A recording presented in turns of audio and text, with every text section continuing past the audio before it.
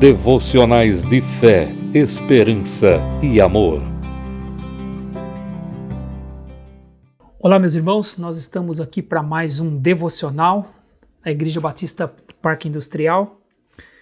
E para o nosso devocional de hoje, eu quero ler a passagem que se encontra no Evangelho de Mateus, no capítulo 16, a partir do versículo 13.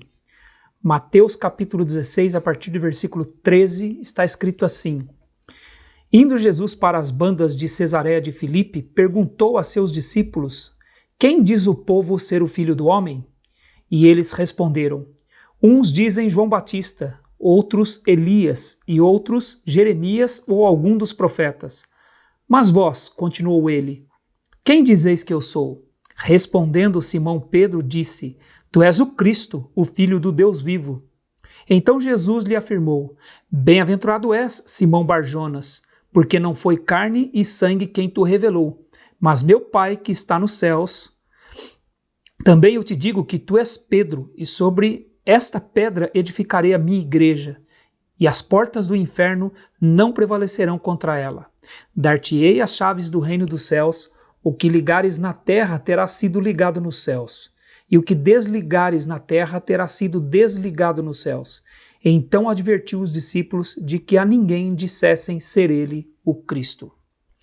Nestes dias, meus irmãos, em que nós estamos vivendo tempos de tantas incertezas, não é? Algo que está acontecendo no mundo inteiro e abalou as estruturas e deixou tanta gente preocupada, não é? Tantos pensamentos incertos. Nós não sabemos quando tudo isso vai passar, não sabemos quando nós poderemos voltar à rotina com a qual nós estávamos acostumados, não sabemos nem mesmo se vamos poder voltar àquilo que estávamos acostumados ou se haverá uma nova situação com a qual nós deveremos nos acostumar. É o que tem sido chamado de o novo normal. Então nós não sabemos o que vai acontecer, não sabemos como as coisas vão se resolver e nem quando tudo isso vai mudar. Mas quando nós olhamos para a igreja do Senhor Jesus Cristo, nós podemos perguntar também, né, como vai ser a igreja? Qual o futuro da igreja? O que está acontecendo com a igreja do Senhor Jesus Cristo? Em meio a tudo isso, a tantas incertezas. Meus irmãos, com relação à igreja, nós podemos ter uma certeza. A igreja, com ela, nós podemos saber o que vai acontecer. Nós não temos dúvidas, ou não precisamos ter dúvidas a respeito do futuro da igreja.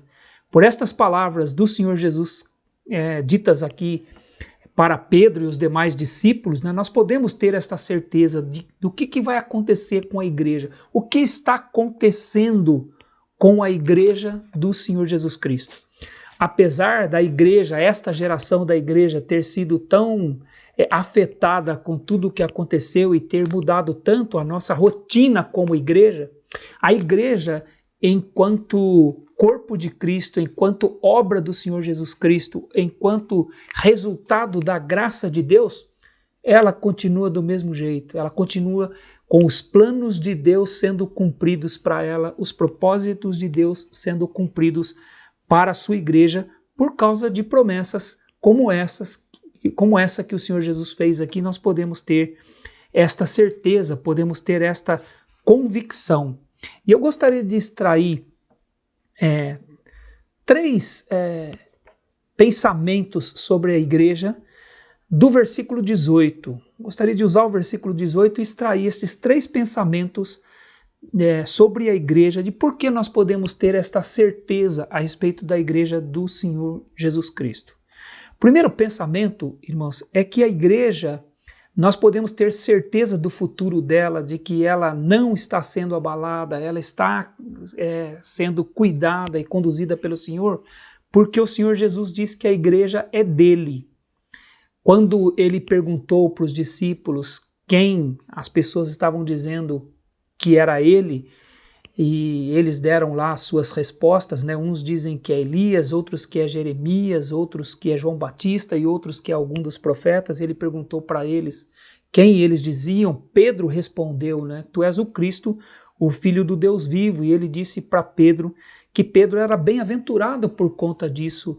E sobre aquela declaração de Pedro, Jesus faz um jogo de palavras ali, né? Te digo que tu és Pedro, e sobre esta pedra edificarei a minha igreja. O que ele está dizendo é, você, Pedro, é uma pedra pequena, mas isso que você acabou de dizer é uma grande pedra, é um fundamento, é um leito de pedra.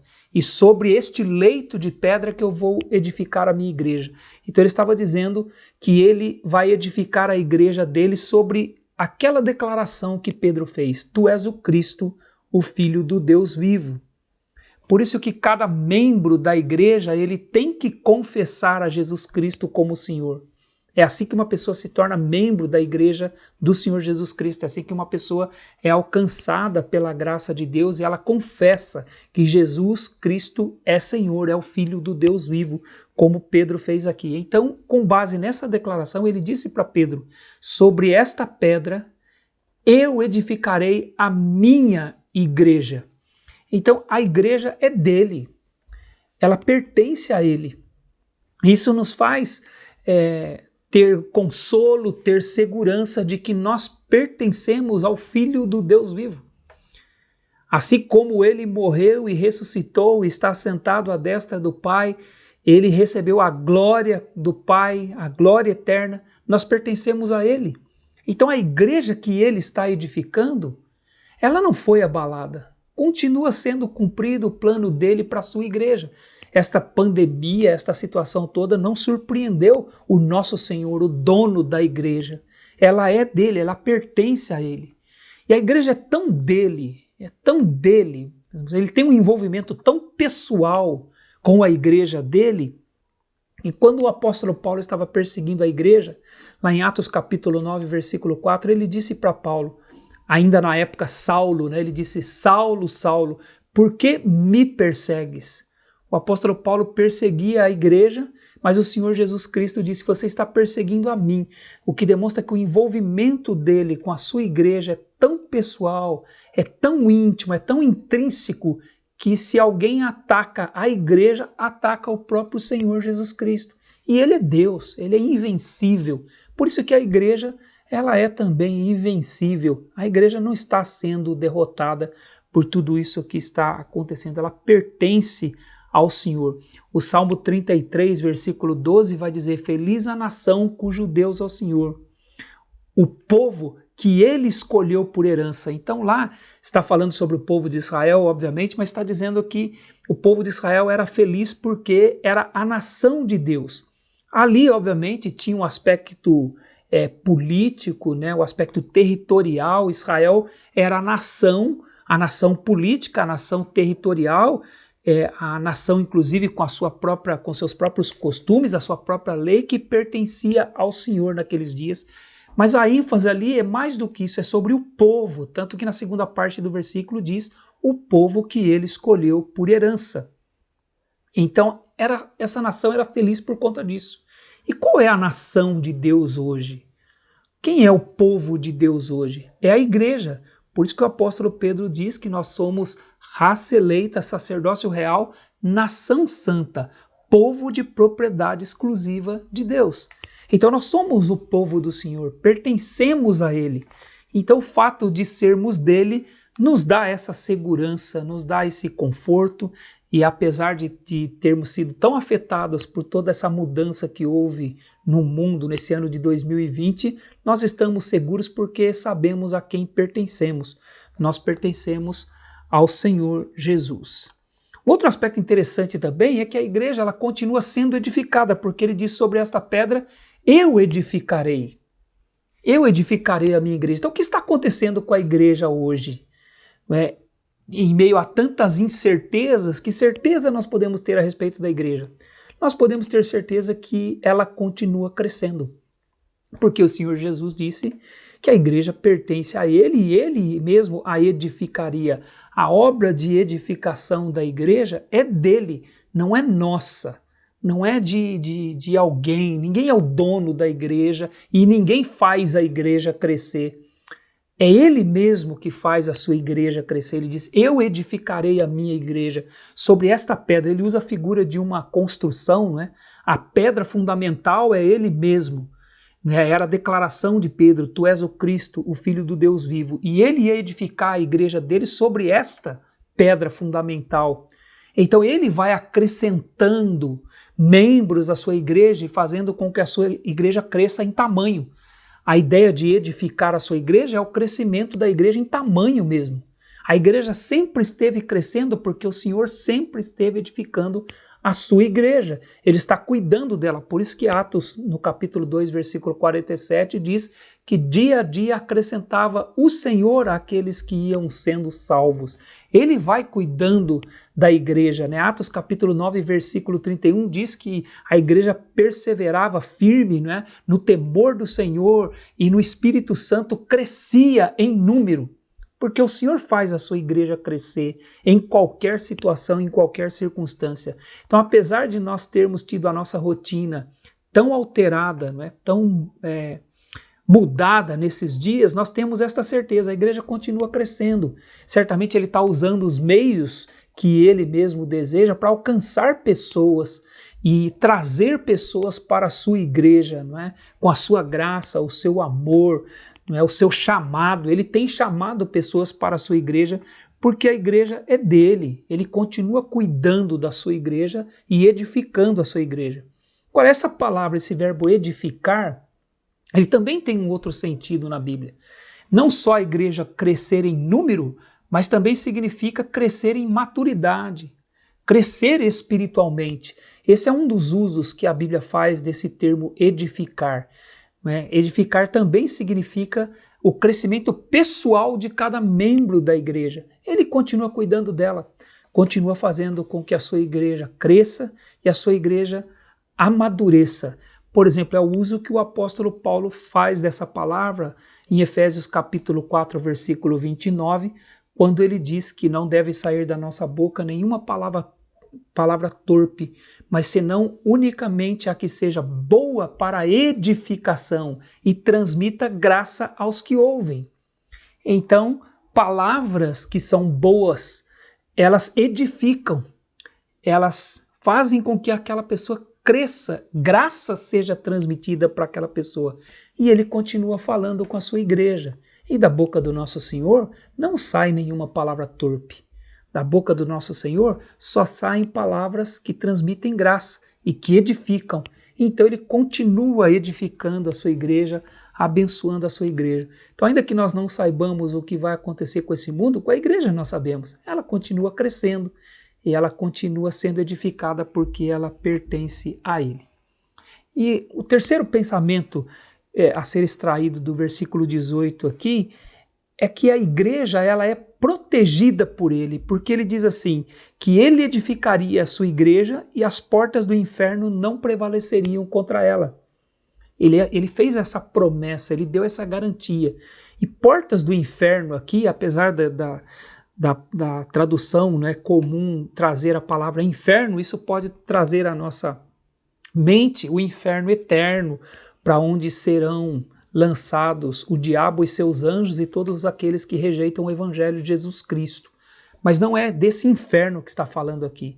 Inferno aqui é a palavra morte. O que o Senhor Jesus estava prometendo é que ele ia cuidar da sua igreja de forma que nem o poder da morte, portas da morte aqui, portas do inferno, né? Portas aqui é uma expressão que significa poder, autoridade. O que ele está dizendo é que mesmo o poder da morte, a autoridade da morte não poderia interromper o processo de crescimento, edificação, os planos que ele tem para a sua igreja. Então, apesar de estar tudo muito abalado à nossa volta, nós temos esta certeza. A igreja pertence a ele e a morte não pode interromper a obra que ele está realizando na sua igreja e por meio da sua igreja. Então, ele protege a igreja. É isso que esta expressão nos traz.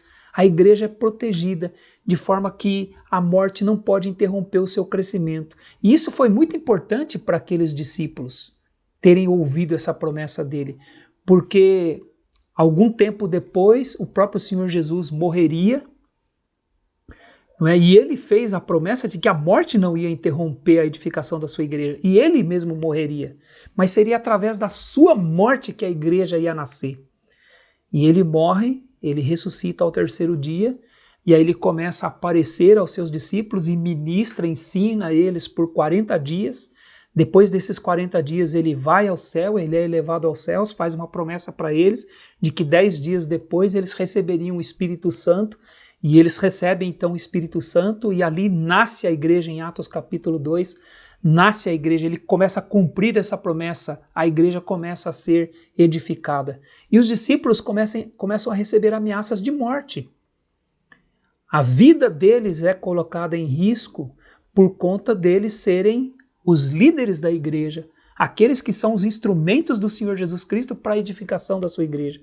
E eles começam a morrer. E será que a morte deles impediria o crescimento da igreja, o avanço da igreja?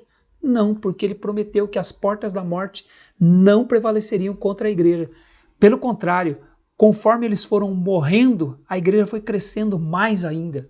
O testemunho deles, o testemunho de fé deles, de confiança no Senhor, fez com que a igreja crescesse mais e mais e mais, e assim tem sido ao longo de 2000 anos de história que a igreja tem. Então a igreja é um lugar seguro para nós. Mesmo se eu morrer, se você morrer, se nós morrermos, a igreja continuará crescendo, porque ele disse que as portas do inferno não prevaleceriam contra ela. Então por isso que estar na igreja é seguro para nós. É uma bênção para nós fazermos parte da igreja do nosso Senhor Jesus Cristo. Então que bênção, não é? Nós não sabemos o que vai acontecer com o mundo, não temos certeza de nada do que está acontecendo à nossa volta, com essas notícias, com esses argumentos das pessoas, essas disputas que nós estamos vendo, pessoas falando coisas tão contraditórias, né? Nós não temos certeza de nada. Mas quanto à igreja, nós temos certeza. Nós temos certeza. A igreja é dele, a igreja está sendo edificada por ele, e a igreja é vencedora, porque as portas da morte não prevalecerão contra ela. Por isso que Paulo disse em Romanos capítulo 8, que em todas estas coisas nós somos mais do que vencedores por meio daquele que nos amou. Então fazer parte da igreja é seguro para nós, e nós somos gratos ao Senhor por ele ter nos alcançado com a sua graça e ter nos colocado na sua igreja, onde nós estamos protegidos. Que Deus nos abençoe. A Palavra de Deus, pelo presbitério da Igreja Batista Parque Industrial, São José dos Campos.